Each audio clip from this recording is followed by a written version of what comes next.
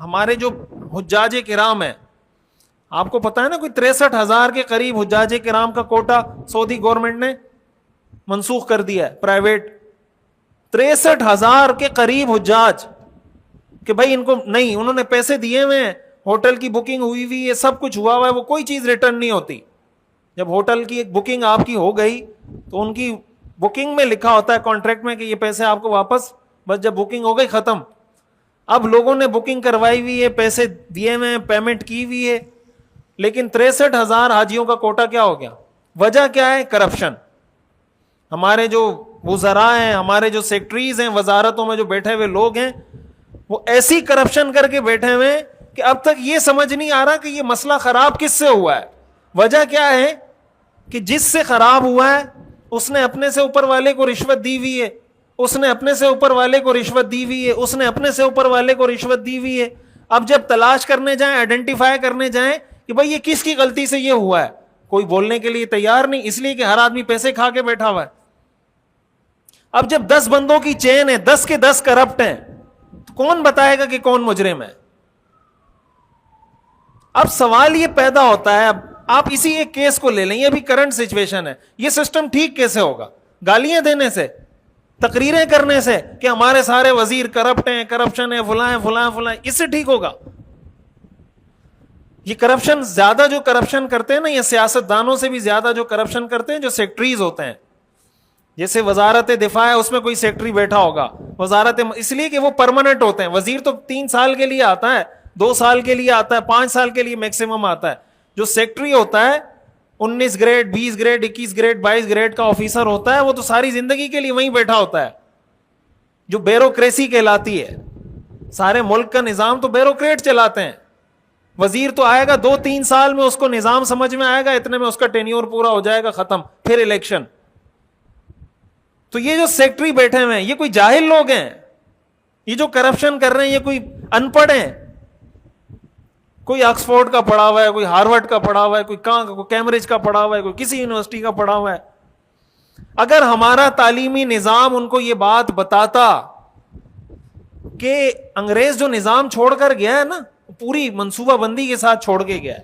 انگریز جو نظام تعلیم چھوڑ کے گیا ہے وہ ایسا نظام تعلیم چھوڑ کے گیا ہے کہ بس لوگوں کو کلرک مل جائیں, ڈاکومنٹس کو ادھر سے ادھر کرنے والے مل جائیں, کمپیوٹر میں ریکارڈ کیپر مل جائیں, اپنا دماغ استعمال ہی نہ کریں. وہ کہتے ہیں نا, وہ عربی کہتے ہیں مخ معافی, وہ ختم, استعمال ہی نہ کرو.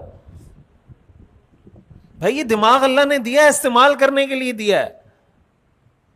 اگر انگریز استعمال کر رہا ہے, ہم اس دماغ کا کیا کریں گے؟ 0 میٹر لے کے جانا ہے یہاں سے. یہ دماغ جو اللہ نے دیا ہے اس کو 0 میٹر ایز اٹ از, جیسے پیک ملا تھا ایسی پیک لے کے جائیں گے دنیا سے. اس کو استعمال کرنے کے لیے دیا ہے بھائی, کہ اس کو استعمال کریں. یہ کھوپڑی اللہ نے اسی لیے دی ہے. جو صحابہ نے دنیا میں روم کو شکست دی, فارس کو شکست دی, انہوں نے دماغ استعمال کیا تھا تو شکست دی تھی. کوئی مذاق نہیں تھا روم کو شکست دینا اور فارس کو شکست دینا. یہ سارا نظام جو حضرت عمر نے بنایا, جو آج تک فالو کیا جاتا ہے, تو حضرت عمر نے دماغ استعمال کیا تھا تو بنایا ہے نا. یہ پولیس کا نظام شروع حضرت عمر نے کیا ہے. فوجی چھاونیوں کا جو کینٹ کا سسٹم ہے یہ شروع حضرت عمر نے کیا ہے. جیلوں کا جو باقاعدہ نظام ہے یہ شروع حضرت عمر نے کیا ہے. باقاعدہ عدالتوں میں جج بٹھانا کہ الگ کچھ لوگ متعین ہوں, وہ فیصلے کریں, ان کو تنخواہ دی جائے, یہ عدالتی سسٹم بنایا حضرت عمر نے. باقاعدہ کوئی دارالافتاء ہو جس میں مفتی بیٹھے ہیں, وہ فتویٰ دیں, ان کو حکومت کی طرف سے تنخواہ جائے, یہ پورا سسٹم بنایا حضرت عمر نے. تو دماغ استعمال کیا ہے تو بنایا ہے نا, یا ویسے ہی بنا دیا تھا یہ سارا؟ تو یہ جو ہماری غلطی ہے یہ ابھی کی نہیں ہے, یہ کوئی 5 سال 10 سال 15 سال 20, یہ صدیوں کی غلطی ہے ہماری جو ہم بار بار دہرائے جا رہے ہیں. تو ہم نے یہ عزم کرنا ہے اور اس کو دین سمجھ کے کرنا ہے کہ بھائی ہم نے زندگی کے ہر شعبے میں لوگوں کو بھیجنا ہے. اور یہی تعلیم یافتہ لوگ جائیں گے, انہی یونیورسٹیوں کے پڑھے ہوئے بچے جائیں گے, لیکن ان کا دماغ یہ ہونا چاہیے ایک مسلمان کا کہ وہ صرف اس لیے نہیں آتا. وہ جو اکبر الہ آبادی نے کہا تھا نا کہ 4 دن کی زندگی ہے کوفت سے کیا فائدہ, 4 دن کی زندگی ہے کوفت سے، کوفت کا مطلب کیا اپنے آپ کو مصیبت میں ڈالا ہوا ہے کوفت میں. 4 دن کی زندگی ہے، کوفت سے کیا فائدہ، کھا ڈبل روٹی، کلر کی کر، خوشی سے پھول جا. یہ زندگی کا مقصد ہے.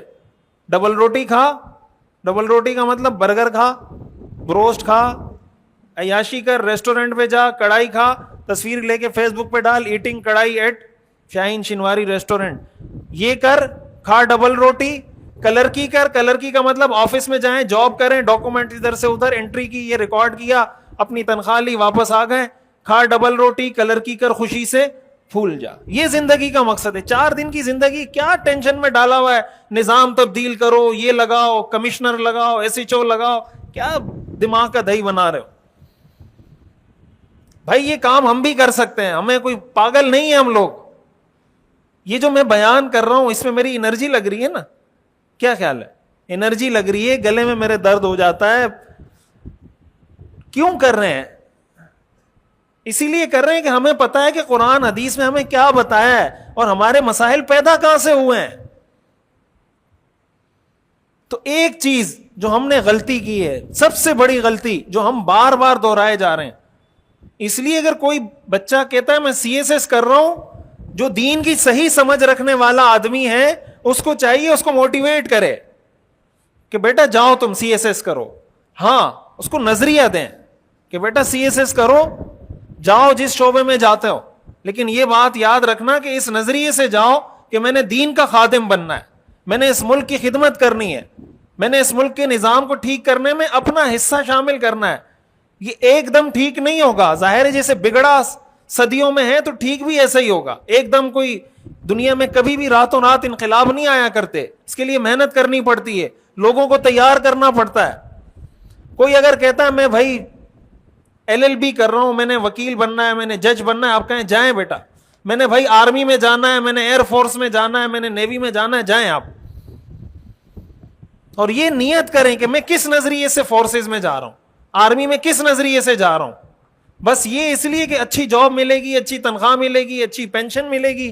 یار یہ کسی مسلمان کی زندگی کا مقصد کیسے ہو سکتا ہے؟ اتنا چھوٹا مقصد کہ بس اچھے پیسے مل جائیں گے.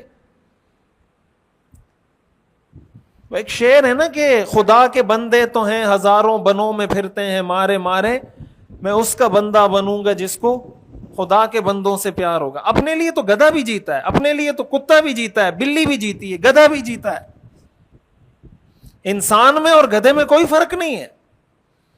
یہ جو اللہ نے فرمایا هو الذی ارسل رسولہ بالہدی ودین الحق، کہ اللہ نے اپنے رسول کو بھیجا حق دین دے کر تاکہ لیظہرہ علی الدین کلہ، تاکہ اس کو سارے دینوں پر غالب کرے.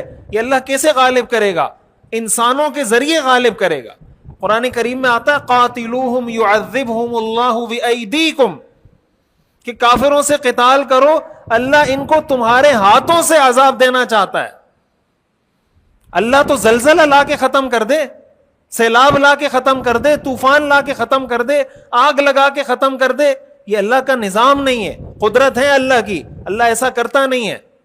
قاتلوہم یعذبہم اللہ بایدیکم، اللہ فرماتے میں تمہارے ہاتھ سے ان کو سزا دینا چاہتا ہوں. تو جو دین غالب ہوگا وہ انسانوں کے ہاتھ سے ہوگا، انسانوں کی محنت